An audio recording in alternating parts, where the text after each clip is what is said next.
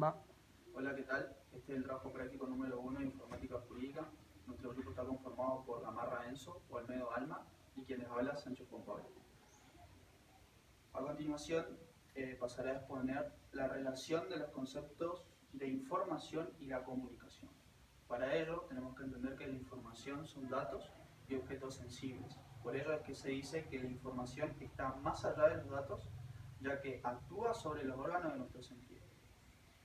Ahora bien, la información está constituida por un mundo material y también por signos lingüísticos registrados. Con respecto a la comunicación, podemos decir que se entiende como un proceso en el cual se caracteriza donde un emisor se encarga de enviar un mensaje. Pero al enviar este mensaje tiene que haber otra persona en la cual va a recibir, a la cual se le denomina como receptor. La relación que existe entre ambos conceptos es que en el proceso de la comunicación se transmite información. Acá es lo que se dice que ya que para que la información sea compartida, se debe llevar a cabo por un canal de comunicación que posibilite que tanto el emisor como el receptor puedan interactuar entre sí. Respecto al tema de los axiomas de la comunicación, tenemos en primer lugar la imposibilidad de no comunicar. Esta axioma establece que toda interacción con otra persona trae consigo un mensaje que moviliza la conducta de los participantes.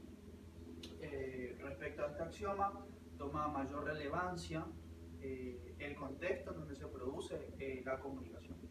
También existen dos formas de comunicarse, la cual es la verbal y la no verbal. También establece que la interpretación o el comportamiento tiene que ver básicamente con la conducta del mensaje comunicacional que puede ser interpretado por quien se encuentre en el sistema de la comunicación.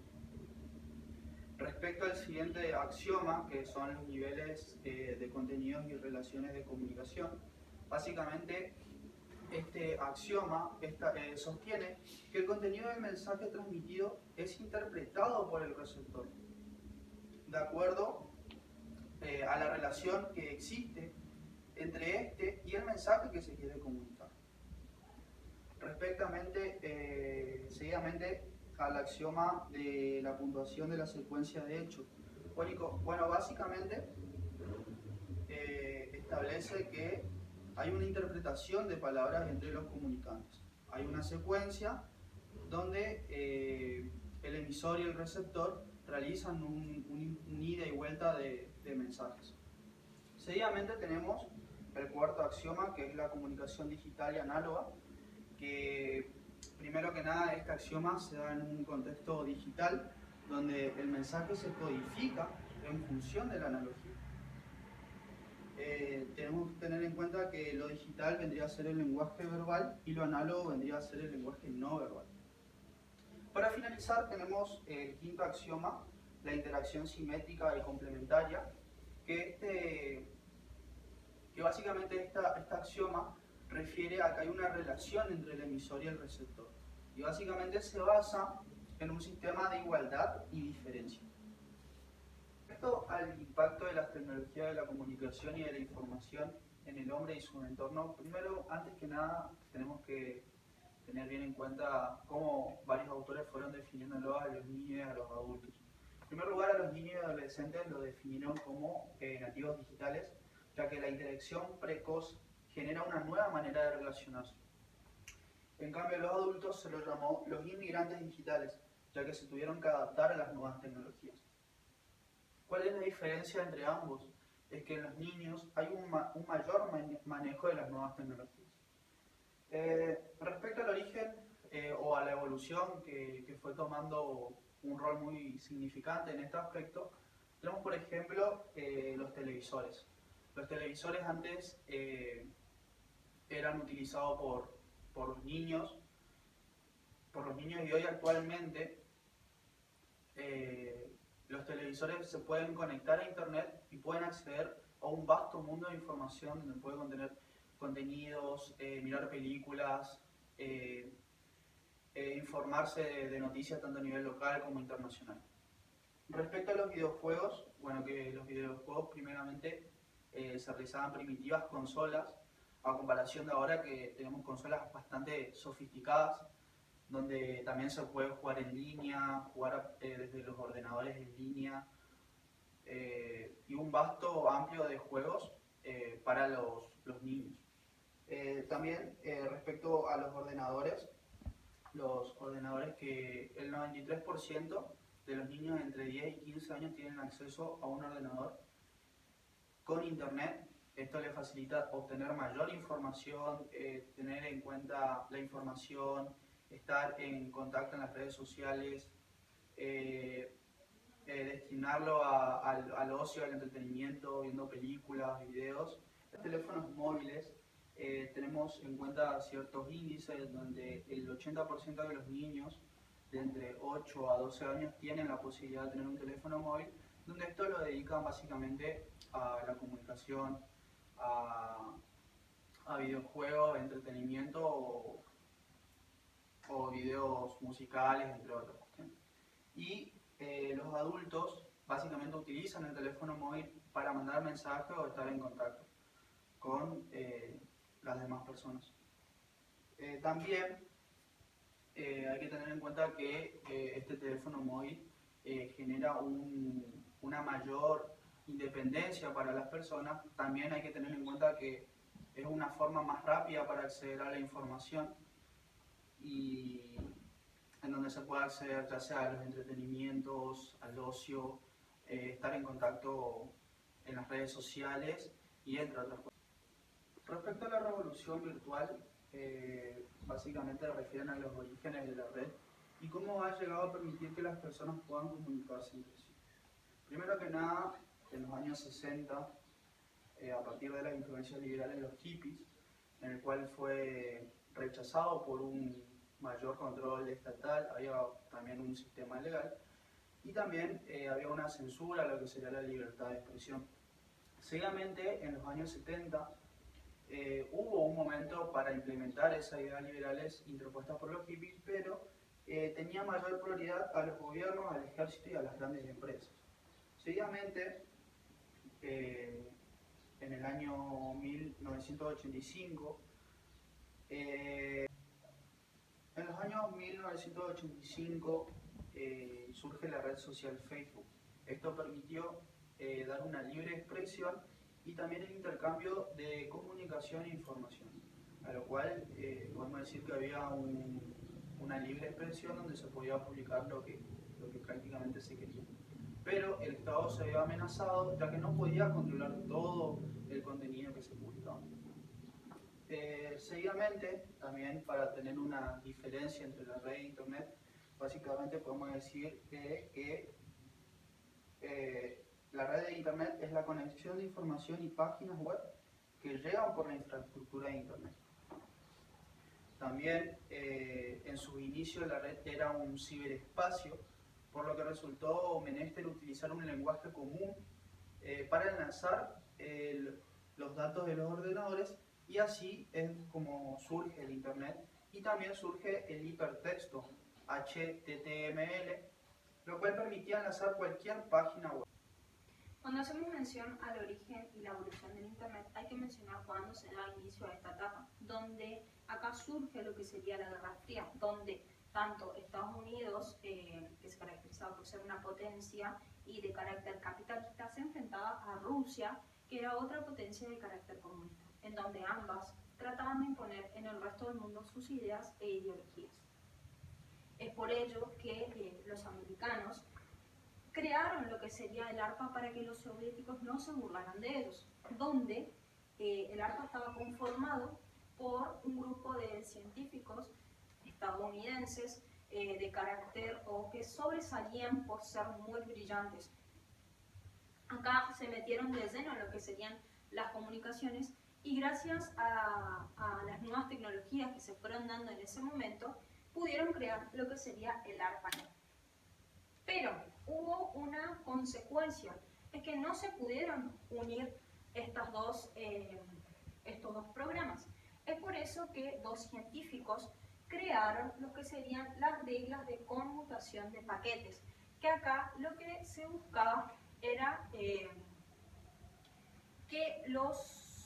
ambas, tanto el ARPA como el ARPANET, pudieran funcionar entre ellas y que los ordenadores se pudieran comunicar entre sí y a consecuencia de ello poder transferirse datos.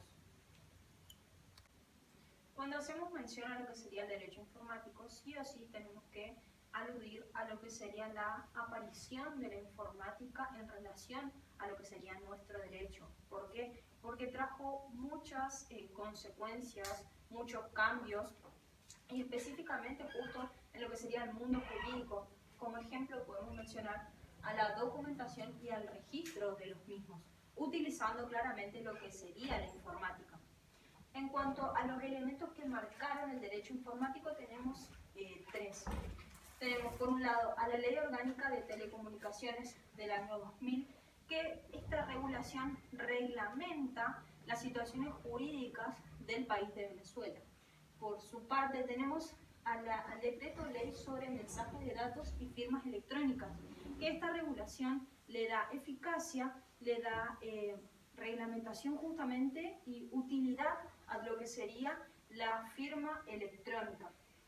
En cuanto a la ley especial contra los delitos informáticos, esta ley lo que hace es justamente regular situaciones en donde las personas se ven vulnerables frente a esta situación y como bien se ven vulnerables, darle una protección para que no caigan en estas situaciones. Cuando mencionamos o hacemos lugar a lo que sería la informática jurídica, tenemos que caracterizarla como una técnica interdisciplinaria en cuanto al estudio y el análisis del contenido de toda la informática en general. También se caracteriza por ser de elaboración y aprovechamiento de los instrumentos de análisis que brinda justamente esta materia. En consecuencia de ello, se establece que es un instrumento que beneficia a la ciencia del derecho. Por eso se le da la utilidad que hoy en día tiene. En cuanto a los tipos, tenemos dos. En primer lugar, tenemos a lo que sería la informática jurídica documental, que da análisis a lo que serían los documentos jurídicos de todas las características. Después tenemos la informática jurídica de gestión, que da pie y análisis a aquellos documentos, o mejor dicho, expedientes que se tramitan en los diferentes juzgados. Seguidamente tenemos a los sistemas expertos.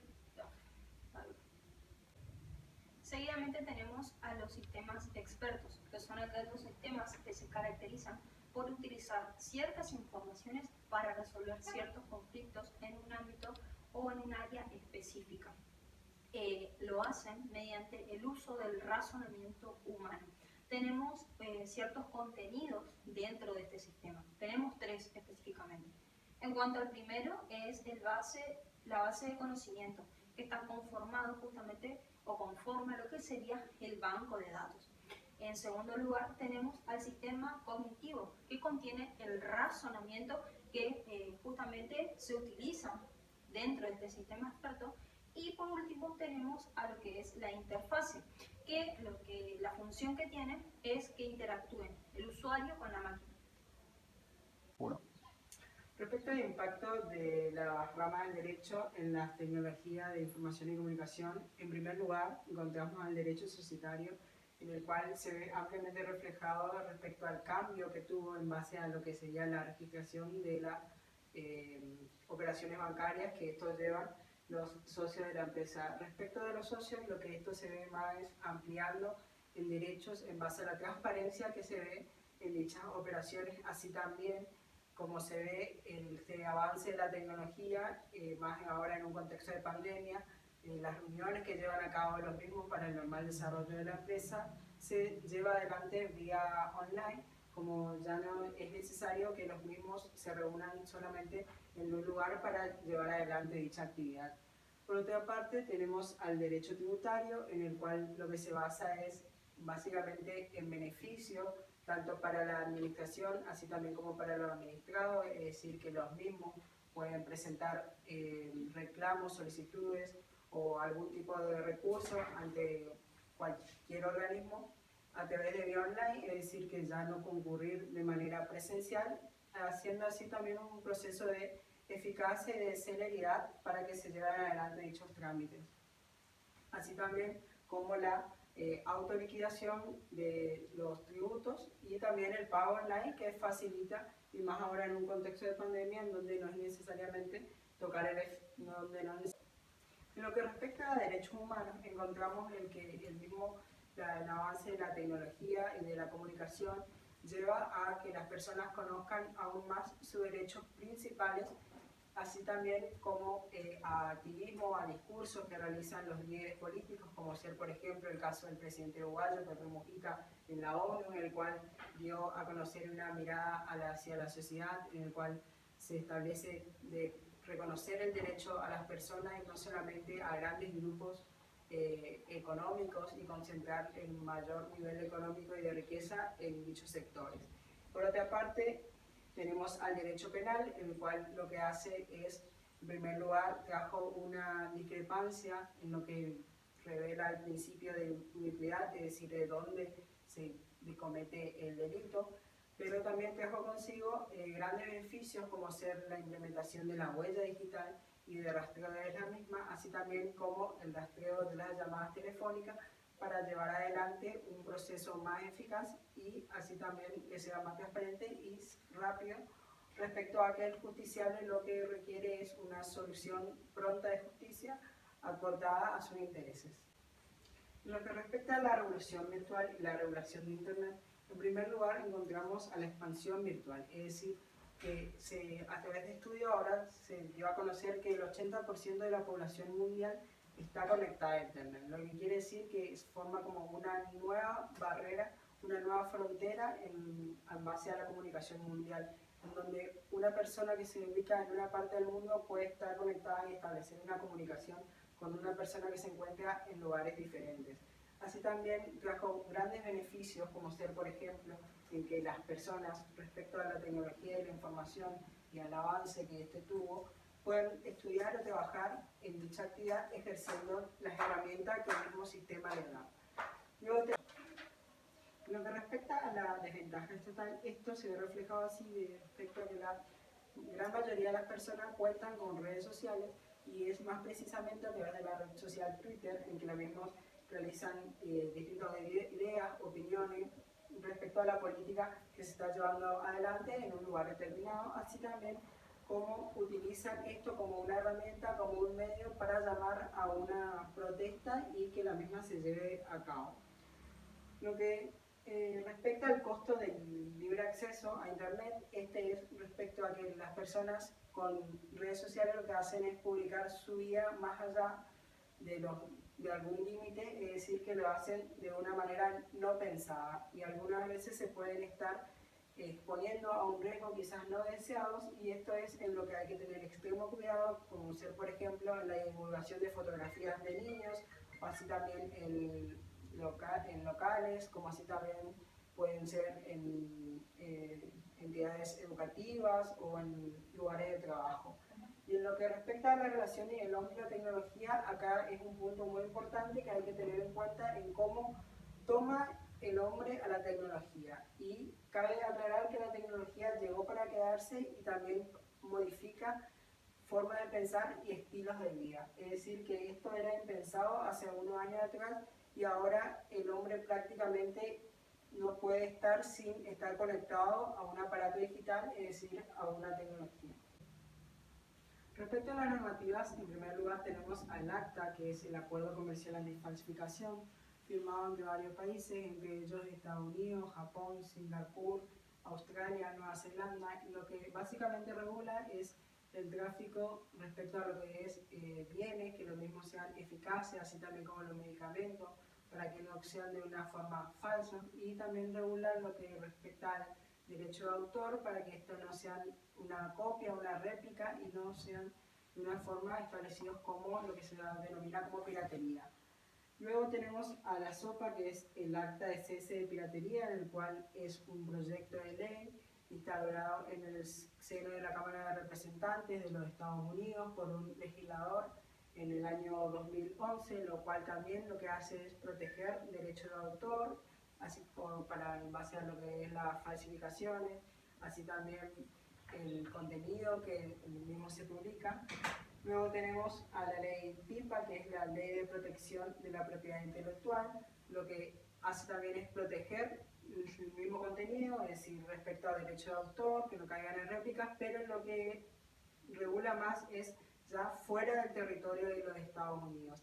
Este fue un proyecto que se presentó en marzo del año 2012, que como bien nombré es un proyecto, es decir, que tanto la ley SOPA como la ley PIPA están todavía archivados en el seno del Congreso de los Estados Unidos y por alguna diversa razón no fue llevado a autoridad ni fue promulgado en dichas leyes.